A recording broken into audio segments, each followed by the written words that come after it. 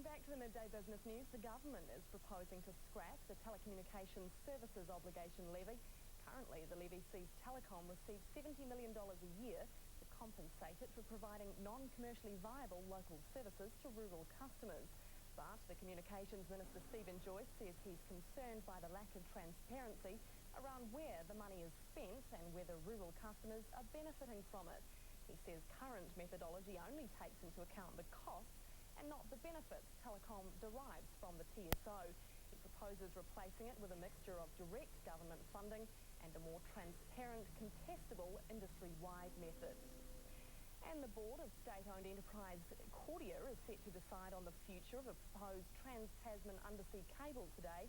The proposed $200 million cable, called Opticore, would land in Waiuku, south of Auckland, and compete with the Southern Cross cable network, which is currently the only submarine cable provider to New Zealand. Cordia is hopeful that $15 million set aside by the previous government for international connectivity will also be available.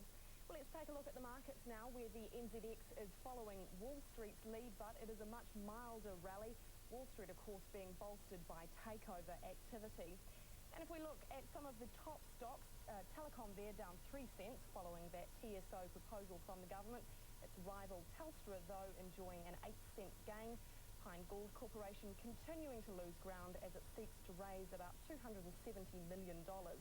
Looking at the exchange rate, the New Zealand dollar slipped back overnight following a poor showing on Asian markets yesterday.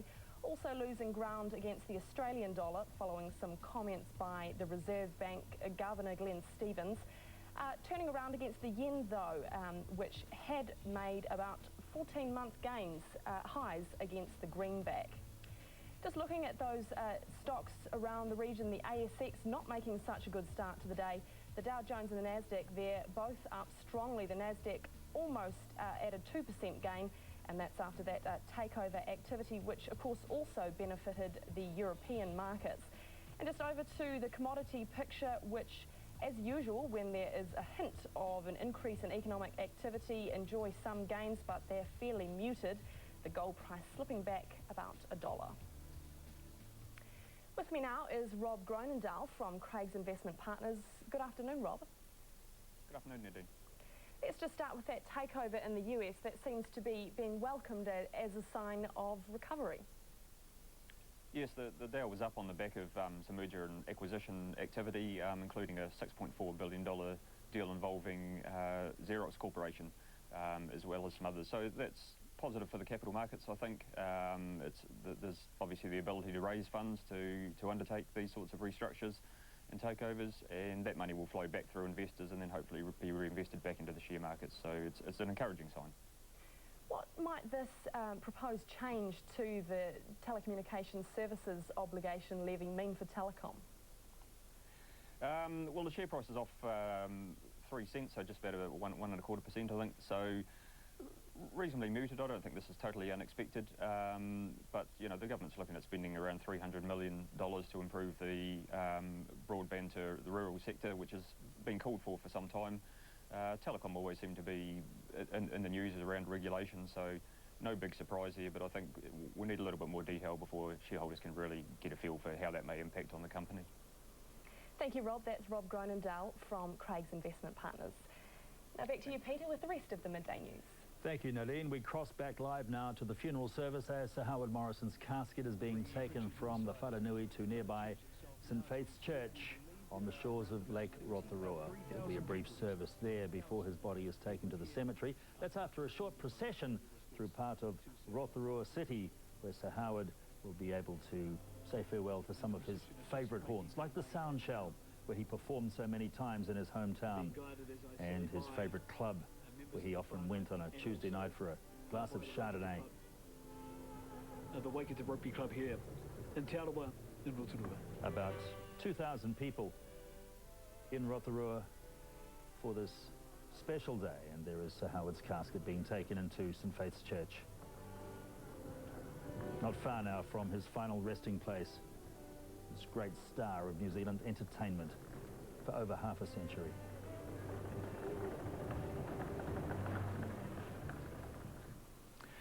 And now to midday sports. Parramatta and Kiwis captain Nathan Calis is still hoping to be fit for the NRL Grand Final against Melbourne this Sunday. Calis pulled a hamstring in the Eels win over the Bulldogs on Friday night. But Parramatta are delighted two of their other star players are confirmed starters in the big match. This from the ABC. It's not just the Parramatta faithful who are celebrating.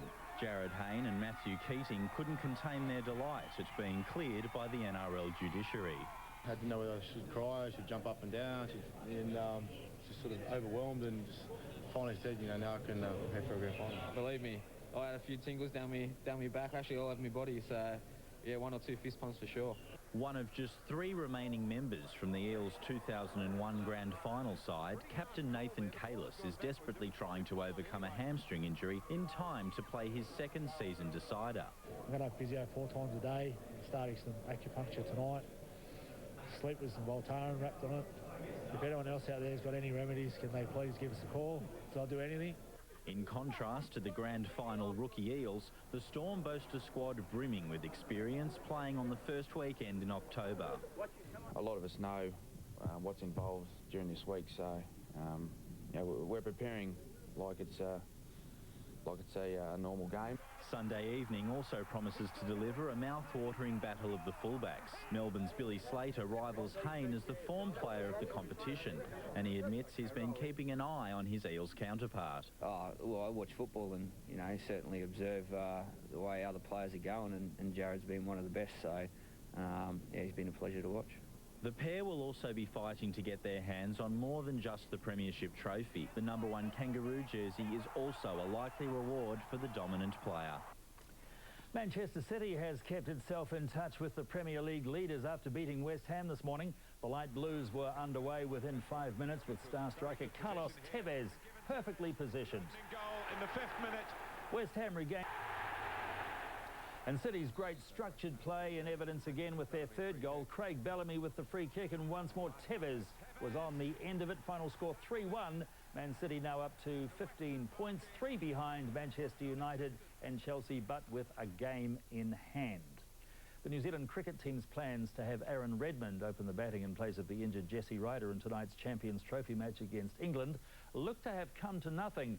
Redmond's been delayed getting to South Africa because of planes running late, so Martin Guptill is likely to go in first with Brendan McCullum. Pace bowler Daryl Tuffy is also injured and will miss the rest of the tournament. Rain wrecked this morning's match between Australia and India. Batting first, the Aussie captain Ricky Ponting again in great touch, scoring 65 from 88 balls. But a brilliant piece of fielding sent him packing as Hussey hit it into the covers. 2 is the call. Hussey will come back for it, and it's a very good 50. No, it isn't. Direct hit from the deep. Has got rid of Ponting. Mike Hussey's 67 ensured Australia was on target for a big total. That was until thunderstorms stopped play, though, with Australia 234 for 4 in the 43rd over. The match was called off and the points shared. Neither team yet confirmed for the semi-finals. The French rugby player Mathieu Bastareaud has been given community service for lying about being attacked in Wellington following a test match against the All Blacks. France's rugby body says the 21-year-old must do 18 activities for the benefit of amateur rugby before June 2010 or face a 3-month suspension. Bastareaud had said he was attacked by up to 5 people as he returned to the team hotel following a 14-10 loss to New Zealand in Wellington, but he later admitted he'd made the story up. Still to come on midday, I'll be back with details of rain and storms for some this afternoon. This Wednesday, journey to a time where horses attend weddings, a time in a land where the power struggle between human and eyebrow rages, a time in a land, in a world where this going fast means this goes fast. It's a bit unnecessary. And the one power to rule them all is suggestion. Journey to a place where love and hate collide. The Fair Go Ad Awards contains student ads, commercial parodies, and your votes for best and worst ads of 2009. 7:30 Wednesday, TV1. We could talk to Tower about business insurance. They deal direct, so we could save money, and their business specialist can help make everything easy to understand. Love it. Let's call them now. For business insurance, deal direct. Talk to Tower first. 0800 808 808. I helped dig a well and buy pumps so children can drink clean water. I bought bikes so they can attend school. I'm one of thousands of New Zealanders who support UNICEF and their work with children around the world. And I'd love for you to join me, so call the number. As a UNICEF global parent, you'll contribute to practical, common sense programs that can stop the cycle of sickness and poverty from continuing. You have the power to make this kind of difference because UNICEF has the ability to make our contributions go further and help not just one child, but many, many children. Call 0800 800 589 and make a monthly pledge. You'll be amazed at what you'll achieve. You and UNICEF.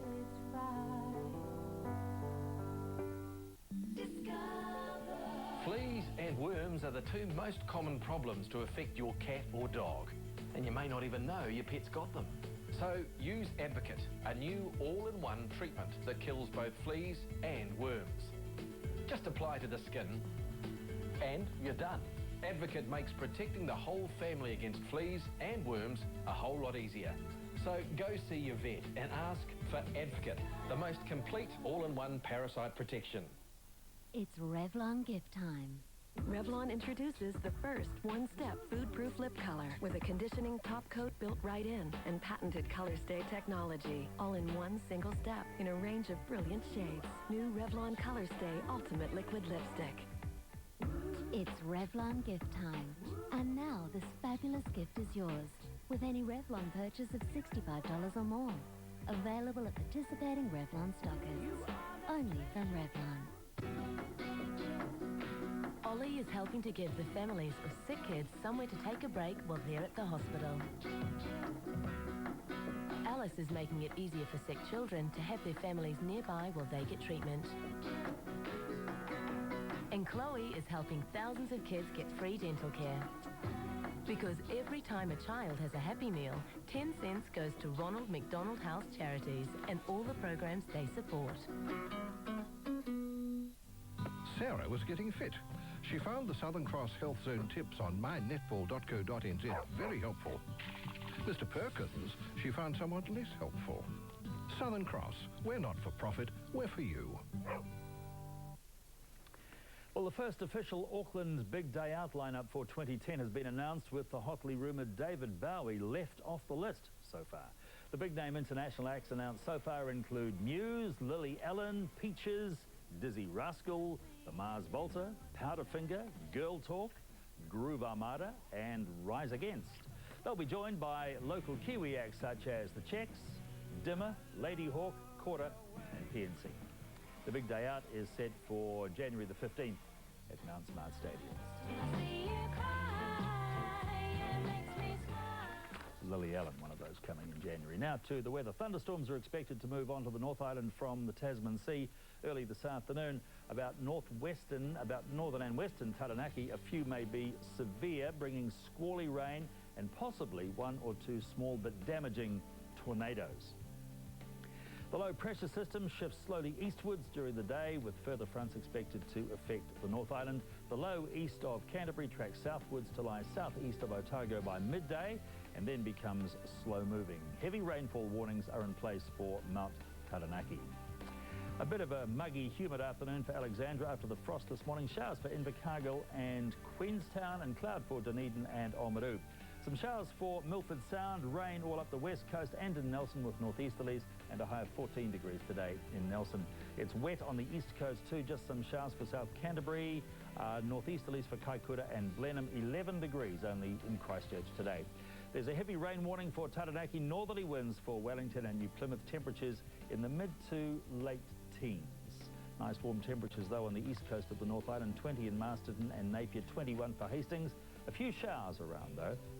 It's looking pretty stormy and wet in the Bay of Plenty, a chance of lightning and thunder for most areas, 18 the high today in Tauranga. And the stormy weather continues further north with chances of thunder and lightning for everyone here, temperatures 18 or 19 degrees.